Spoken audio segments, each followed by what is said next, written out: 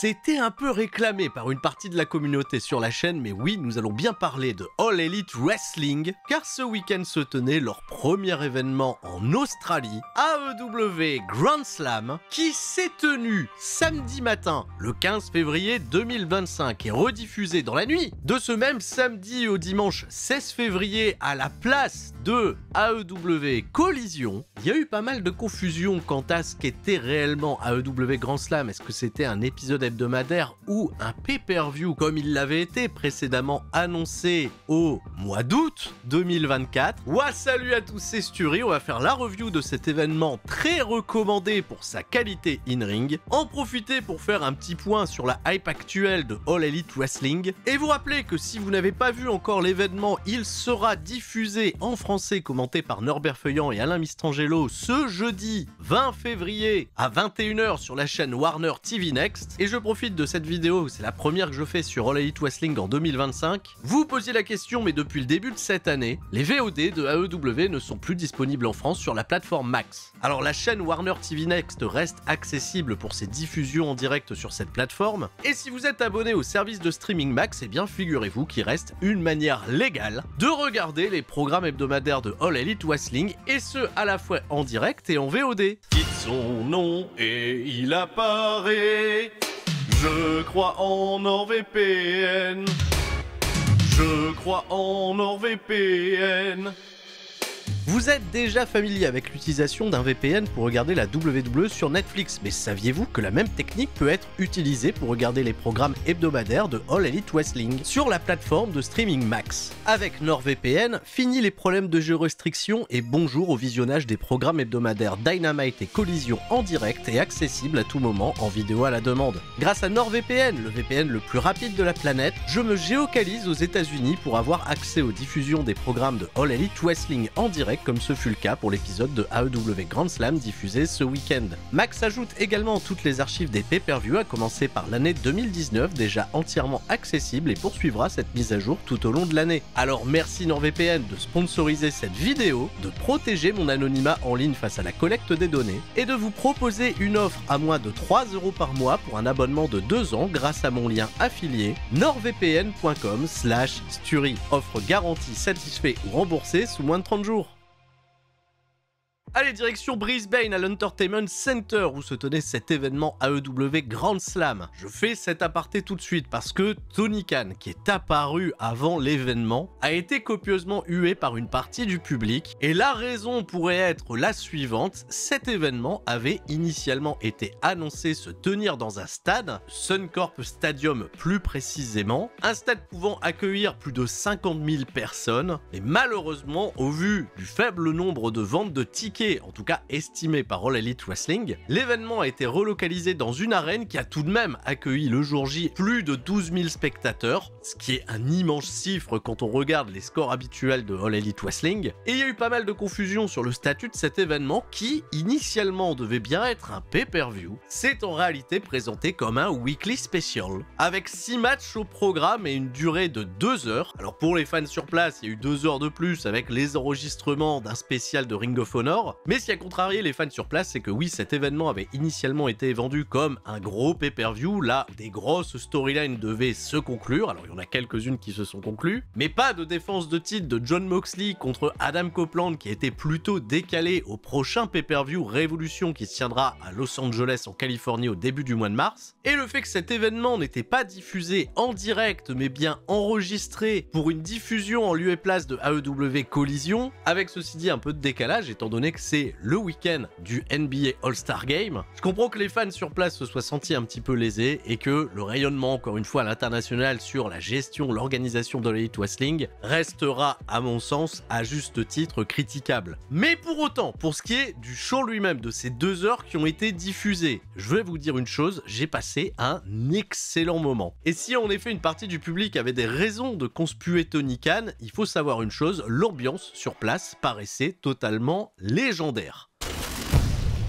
Alors on est parti pour la review de cet événement avec en premier combat en ouverture un Dream Match sur le papier. Pour la première fois de leur histoire, Kenny Omega et Will Ospreay vont s'associer pour faire face aux cruels membres de la Don Callis Family, Kyle Fletcher et le champion international Konosuke Takeshita. Un programme qui certes avance assez lentement en weekly mais qui délivre toujours sur le papier étant donné l'immense talent des 4 hommes impliqués. Et je vais pas vous mentir, on a eu 20 minutes de combat et c'était incroyablement efficace. Déjà de gros frissons juste pendant les entrées avec la légendaire nouvelle musique de Kenny Omega qu'il a importé New Japan vers All Elite Wrestling. Des chants This is Awesome bien avant que la cloche ne sonne. Je vais être très sincère avec vous et pour tout ce que j'ai énoncé un petit peu plus tôt, l'incident logistique avait l'air particulièrement oublié. Place à la magie, place au rêve, place au catch. On a peut-être eu l'un des meilleurs openers produits pour un show hebdomadaire. Takeshita et Fletcher vont commencer par isoler Will Ospreay et le pauvre Kyle Fletcher, il a beau être à domicile, il se fait copieusement huer par tout son peuple. Il y aura d'autres héros australiens à célébrer un peu plus tard. Kenny Omega va rentrer au ring une première fois confronté à Kyle Fletcher dans une rencontre potentielle en 1v1 que j'aimerais beaucoup voir à l'avenir entre ces deux hommes-là, nous montrer son explosivité, prendre l'avantage sur l'Australien, raviver sa querelle avec un Konosuke Takeshita qui a le numéro de Kenny Omega, il l'a déjà battu à plusieurs reprises. On va cependant aboutir à un premier spot absolument trop fun, le Terminator Rob Flip en stéréo de Will Ospreay et de Kenny Omega, un moment particulièrement fou qui a donné une gigantesque dose d'adrénaline. Un Will Ospreay qui s'est pas privé de le faire remarquer. La chaîne pour les babyface va se poursuivre un temps jusqu'à un début de hit, une véritable hit cette fois-ci sur Kenny Omega, qui je trouvais parfois manquer un petit peu de jus dans ses comebacks, jusqu'au moment de passer le relais à un Will Ospreay, mais alors totalement inspiré dans une forme athlétique particulièrement déconcertante. Tous ces enchaînements vont se faire à la perfection avec toujours le même rythme, les mêmes contres. C'est toujours aussi agréable pour les yeux et ça fait toujours autant de bien de voir tous ces mouvements aussi bien exécutés devant un public qui en redemande à chaque fois. On a des chouettes rappels à la querelle entre Kyle Fletcher et Will Ospreay dans ces échanges d'Atemi et une énergie tellement forte du public qui chante pour Ospreay que Kyle Fletcher va décider de quitter le ring, ce qui va redonner un avantage à l'équipe de Don Callis. C'est tout simplement une intervention de Don Callis lui-même, toujours autant conspué par la foule, ce qui amènera un nouveau double tag où on va une fois de plus se manger d'excellents échanges entre Kenny Omega et Konosuke Takeshita, une implication de Will Ospreay qui participera malgré lui à une gigantesque double German suplex portée par le japonais, super Frankensteiner d'Omega, corkscrew moonsault d'Ospreay vers l'extérieur, on a une magnifique Blue Thunder Bomb de Konosuke Takeshita qui semble redonner de l'espoir à l'équipe des Heels, et le seul botch de la soirée qui arrivera au moment où Kenny Omega va tenter un Poison Rana, totalement raté le pauvre. On a rebondi un peu comme si de rien n'était et on a teasé un super Wing Wing Angel depuis la 3e corde qui a fait littéralement lever tous les fans de leur siège. Le plan caméra était magnifique. Konosuke va tenter de contrer mais se fera surprendre par un super cutter de la part de Will Ospreay de la 3e corde. Les babyface vont tenter leur finish en stéréo mais vont être contrés par un double tombstone piledriver. Compte de 2 seulement, un immense slugfest commence ensuite. Avantage pour Fletcher et Konosuke Takeshita, mais il faudra compter sur le courage d'un Will Ospreay qui va décider de se sacrifier pour protéger l'homme avec qui il avait entretenu une rivalité immense il y a à peine 2 ans. À le moment, il est super beau avec un Ospreay qui se couche sur Omega, un Fletcher qui tente de le tirer vers l'arrière, un Omega qui est solidaire de Will Ospreay. On raconte quelque chose de très poignant. Ospreay fait des comebacks jusqu'à se faire totalement sécher par une gigantesque lariat de Konosuke Takeshita. Nouvelle grosse séquence entre Omega et l'ancien ace de DDT. Le bon assist de Kyle Fletcher avec le Yakuza Kick dans le coin. Est-ce que Konosuke va capitaliser là-dessus? On n'attendait certainement pas Will Ospreay pour faire un dive tonitruant vers l'extérieur du ring. Et Omega conclura le combat avec un Konosuke Takeshita sur ses épaules, le One Wing Angel assisté d'un Hidden Blade de la 3e corde de Will Ospreay, un finish dévastateur et un immense moment pour l'équipe des babyface célébré comme il se doit par ce public australien. J'ai passé un moment totalement divin et ski, de la très grosse régalade sur ce premier combat qui était, et oui, un avant-goût de ce qu'on aura à EW Revolution, puisque plus tard dans le show, Will Ospreay et Kenny Omega défieront respectivement Kyle Fletcher dans un match en cage et Konosuke Takeshita dans un match pour le championnat international, à condition bien sûr que Konosuke soit toujours champion puisqu'il doit défendre son titre contre le vainqueur d'un combat la semaine prochaine entre Orange Cassidy et Roderick Strong. J'ai bien conscience, c'est une longue rivalité, mais si on peut manger des combats d'une telle qualité à chaque fois, et croyez-moi, j'en redemande. Bravo encore à ces 4 hommes qui donnent le meilleur et aussi surtout à Konosuke Takeshita qui pour le moment fait un début d'année 2025 totalement exceptionnel.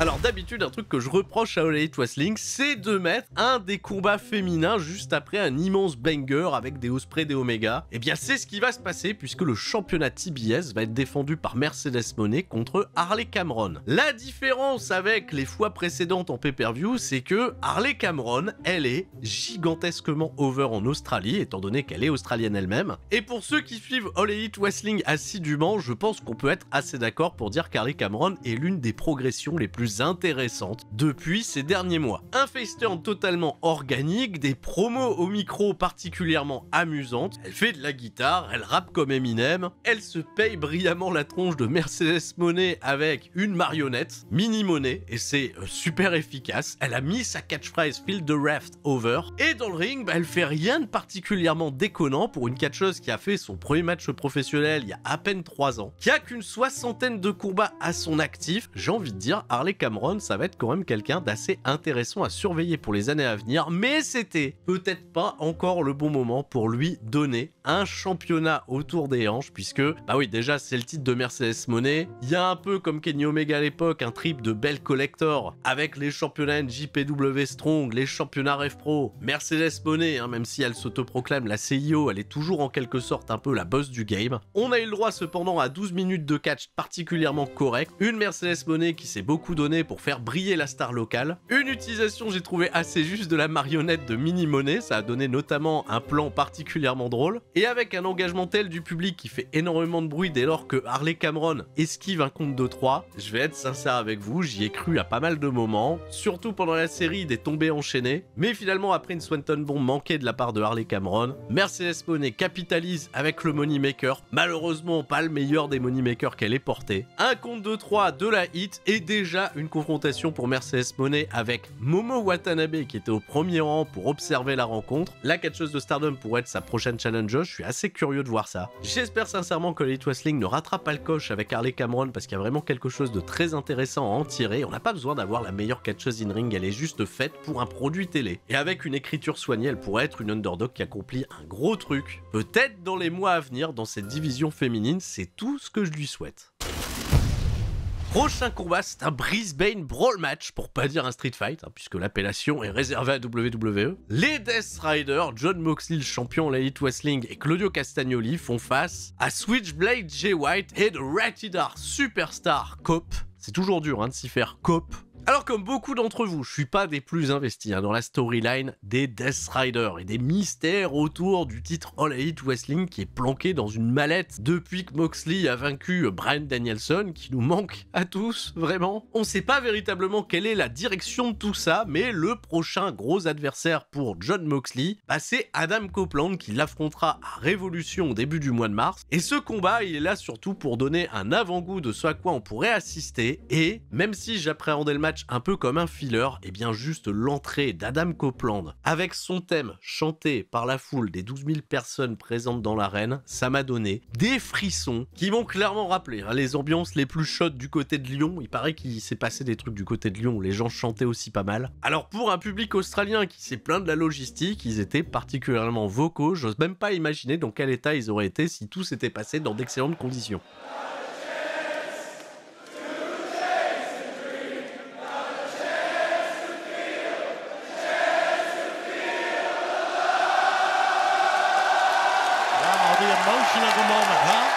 Donc grosse émotion pour Adam Copeland, j'en ai presque eu les larmes à l'œil. Bel accueil également pour son partenaire du soir, Jay White, qui était anciennement aspirant au titre de Jon Moxley, mais qui est toujours un petit peu resté lié à cette histoire face aux Death Riders. La hit en revanche, elle est totale sur Jon Moxley et Claudio Castagnoli, qui arrivent au ring accompagnés par Marina Shafir, qui tient toujours la ceinture dans cette mallette. Un début de match qui va tout de suite virer à la bagarre dans le public. Le prétexte c'est très simple, il faut qu'Adam Copeland y saute du haut d'une balustrade. Ça donne un très joli plan et ça donne le ton pour la suite des opérations, mais Adam Copeland il va se faire très discret pour la suite de la rencontre, étant donné qu'il va assez vite se faire powerbomber à travers une table à l'extérieur du ring, et le Pop Jay White va devoir gérer pendant un gros moment une situation 2v1 contre deux des catcheurs les plus féroces de la compagnie. Et pour le catcheur néo-zélandais, même si c'est le pays d'à côté, il a été célébré comme un héros local, tellement ses comebacks étaient hallucinants, juste la séquence où il met des grands coups de kendo stick était royale. Un Blade Runner porté sur Claudio Castagnoli et il va falloir l'intervention de Wheeler Yuta, qui a donné des gigantesques coups de ceinture dans le dos de Switchblade Jay White, qui a résisté à la douleur et qui s'en est galvanisé. Immense Blade Runner là aussi sur Wheeler Yuta, Jon Moxley qui porte son stomp derrière, et c'était le moment pour que Cobb revienne en action, se débarrasse de Moxley et place une gigantesque spear sur Claudio Castagnoli à travers une autre table posée dans le coin. Une autre spear portée sur Jon Moxley, il a pas tenté le tomber, ça m'a particulièrement déçu puisqu'il était tellement vénère, le Adam Copeland. Il a été chercher 2 chaises pour porter le concerto et l'une des chaises était recouverte de barbelés. Il a d'abord lacéré, il n'y a pas d'autre mot, le dos de Jon Moxley, mais pas de concerto au final à cause des interventions à nouveau et de Wheeler Yuta et de Marina Shafir qui donne un coup de mallette. Neutralizer de Cesaro qui n'obtiendra qu'un compte de 2. Et alors que je sentais quand même les Babyface remporter une victoire décisive pour bâtir leur momentum avant Révolution, Jay White il a été isolé à l'extérieur du ring par Wheeler Yuta et Jon Moxley il a porté un gros rear shock bulldog sur Adam Copeland qui va le faire pass out sous d'immenses chants bullshit de la part du public, et il était très vocal le public ce soir, et même quand il est pas content il le dit. Et ben je suis tout à fait d'accord avec vous, j'ai trouvé ce finish assez étonnant, très anticlimatique. Moxley cependant ressort très fort, curieux de voir comment les choses s'écriront dans les semaines à venir, même si mon intérêt n'est pas à son meilleur dans ce programme que je ne vois pas Adam Copeland remporter. Par contre je sais pas du tout qui mettra fin au règne de terreur de Jon Moxley.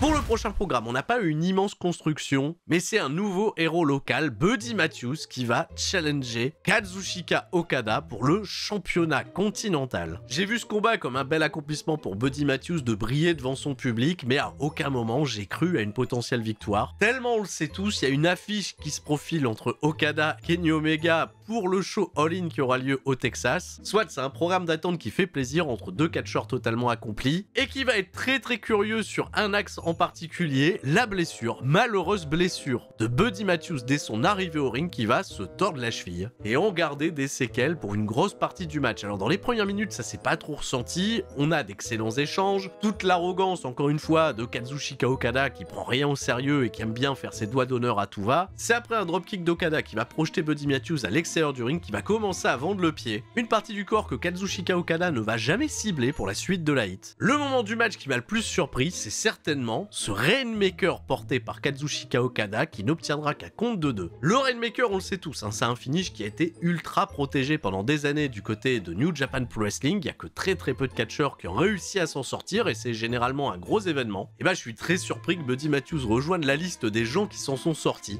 Et malgré un stomp et un Murphy's Law qui n'obtiendront qu'un compte de 2 à cause du pied trop proche des cordes de Kazuchika Okada, c'était plutôt bien fait, notamment au niveau de la prod vidéo parce qu'on pensait être assez loin de ses cordes. Okada va distraire l'arbitre et porter dans son dos un coup bas à Buddy Matthews, enchaîné avec son Rainmaker pour un compte de 3. Vainqueur et toujours champion continental. On a senti quand même une petite clim parce que je crois que le public australien voulait voir l'un de ses héros couronné ce soir. Ça ne sera malheureusement pas pour maintenant. Bravo Buddy Matthews en tout cas pour l'abnégation s'il a en effet catché tout le combat avec un pied pété. On a aussi apprécié les petits clins d'œil à Rhea Ripley, notamment avec sa veste d'entrée, le fait qu'il reprenne certains de ses moves pendant le combat. Une Rhea Ripley qui a d'ailleurs été aperçue à l'arène pour assister au combat. On avait besoin d'un moment très feel good pour conclure l'événement, et bien on le laissera à la division féminine. Mariame remet ce championnat en jeu contre sa rivale historique, on peut pas dire d'autres termes, Toni Storm. Un clip de récap totalement fou pour l'une des storylines, j'ai trouvé les mieux écrites de ces derniers mois, toutes promotions confondues. Notamment sur la manière dont Toni Storm est revenue dans la compagnie après sa défaite à Wembley l'été dernier, toute la phase d'exil au Japon, au Mexique, sa reconstruction et son retour en tant que l'ancienne Toni Storm avec un statut de rookie qui gagne ses matchs avec des small packages, qui en réalité a incarné son plus grand rôle, à savoir elle-même, pour piéger Mariame, se révéler être Timeless Toni Storm, incarner cette même Mariame en weekly dans une imitation que j'ai trouvé particulièrement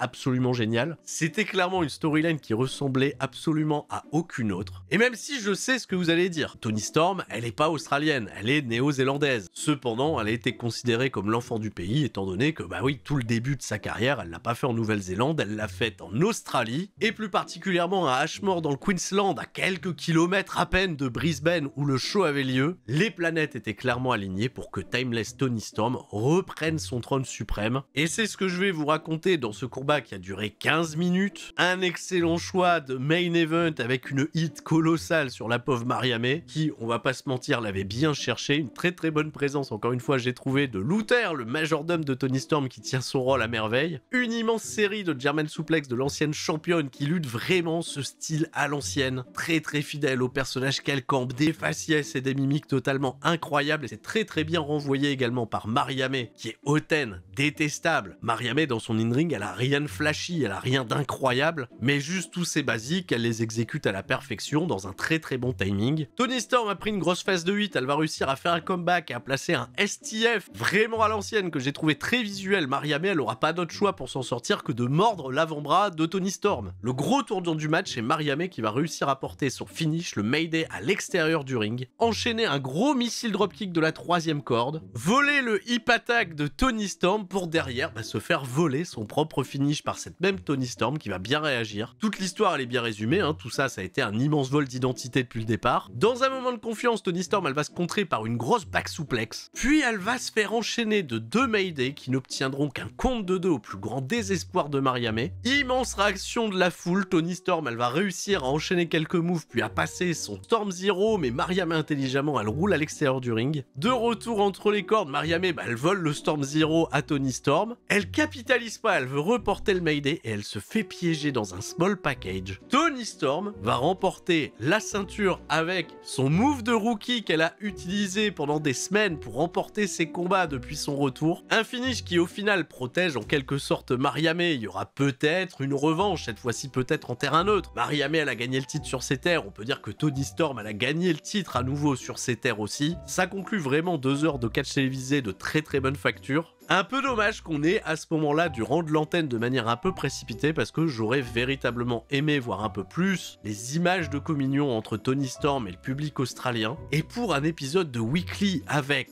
que du catch, il y a juste une promo backstage. On a eu des promo clips efficaces assez courts, mais derrière il y avait que de l'action. Même s'il est vrai, All Elite Wrestling, ils ont plus la même hype qu'à leur début. Je suis très content de voir qu'ils gardent cette identité, mettent le catch en priorité, peut-être un peu moins les angles, les promos, les histoires qui font avancer les intrigues. Les histoires, là, pour le coup, elles se sont clairement racontées pendant les combats. Il faut être un minimum attentif, c'est vrai, quand on regarde l'Elite Wrestling, parce que quel plaisir de saisir toutes ces nuances, tous ces callbacks aux précédentes rencontres et à tout ce qui a établi la valeur de ces athlètes, et puis juste à entendre ce public australien qui, je le rappelle, avait peut-être de bonnes raisons de râler, et je les comprends parfaitement. Ils ont considéré toutes les athlètes comme des très très grosses stars, et c'est vraiment à mettre au crédit de la structure qui les met en lumière. Merci d'avoir suivi cette review, j'ai déjà hâte de voir AEW Révolution, on en fera également un qu'est-ce s'est passé, et je vous annonce aussi qu'on se retrouvera ce soir sur twitch.tv/Turi316 pour débriefer NXT Vengeance Day et le dernier gros show de New Japan Pro Wrestling New Beginning. On va quand même parler de la victoire d'Hiroki Goto. Merci d'avoir suivi cette vidéo, merci encore à NordVPN de l'avoir sponsorisé, je vous dis à la prochaine, ça sera le Raw Recap, c'était Sturi, restez forts,